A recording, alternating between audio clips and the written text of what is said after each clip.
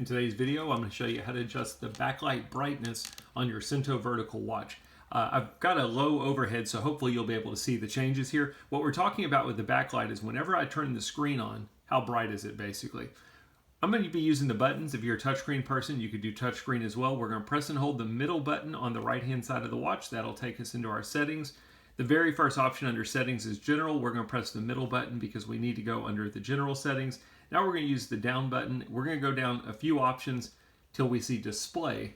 And again, we're going to press the middle button to choose display. The very first option you've got in there is your brightness. I'm going to go ahead and turn off my overhead.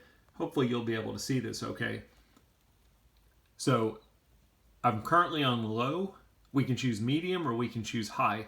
Go to whichever value you want using the buttons or using the touchscreen, and then you can simply confirm it by pressing the middle button, and we've successfully adjusted our display brightness. So now if I go back, we can look and you can see that it's considerably brighter than it was before when we had it just on low. Pretty simple stuff. That's how you adjust your display brightness for your backlight on your Suunto Vertical watch. I hope the video helped.